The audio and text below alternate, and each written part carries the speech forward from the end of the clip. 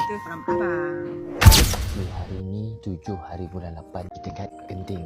Kita orang sambut birthday kat sini sebenarnya. Sekarang kita nak tengok reaction papa. Adik-adik aku pun dah sampai. Okey, bismillah. Ini hadiah dari mama. Ini budak punya. Ini daripada aku So kita tengok.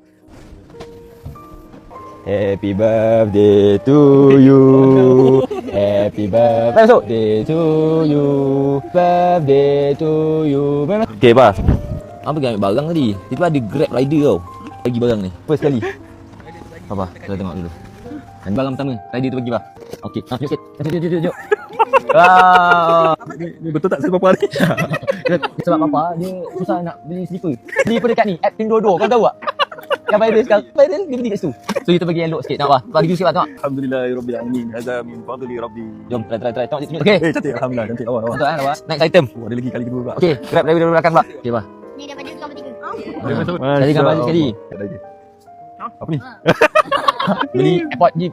So papa beli dengan lagu lah. Okay, terima kasih Dengan apa banyak. ke? Last item. Ada lagi. Masya Allah. Tutup mata dulu bah. Betul bah. Dah tutup. Okey, mata dah pegang-pegang dulu. Dah buka lagi. Buka lagi. Pasal apa dia bah? Nanti lah papa boleh kat Terima kasih. Kau ingat papa tu Dia tak tahu. Okey, tak biasa lagi. Jangan tengok ke bah. berat ni? Berat ni. Papa buka mata, papa buka. Amboi. Keluar. Apa ni?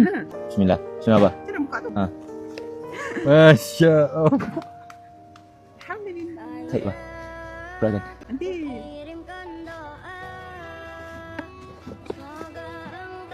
Itu from abang. Kan boleh saiz pula ni. Ni nak weh.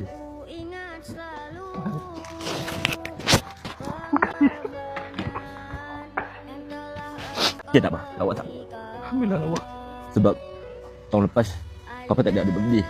Tahun lepas abang bulan 8 antara bulan yang struggle lah. Bulan 8, bulan 9, bulan 10. Adik-adik pun tak dapat.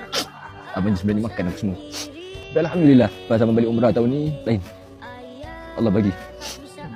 Abang beli jam Bonya ke apa ke. Apa brand sekali lah. Kalau lah one day Allah izinkan abang belikan Rolex sekalipun, tak boleh balas pun lagi. Jasa bapa. Abang takkan terbalas. Papa tak minta pun awak balas tu. Papa tak minta. Pada papa tak kisah, tak ada hadiah pun tak ada masalah. Yang penting awak semua satu, ada mama. Adik-adik ni jangan berpecah. Tu je. Yang paling penting. Dan paling penting ingat, apa saja pun yang berlaku dalam hidup kita, Allah Taala dah tetapkan. So tu je aku rasa untuk vlog macam ni, vlog yang biasa-biasa je. Macam biasa juga, setiap konten yang mana-mana yang Nish bagi ke dekat family ke apa tu, bukan niat nak menunjuk, tapi ini adalah mesej yang apa-apa pun dahululah parents korang dulu. Tu je. Okay, insyaAllah kalau korang suka video macam ni, jangan lupa like, comment dan share. Fah. Selamat. Terima kasih. Terima kasih. Sayang apa? Sayang awak juga.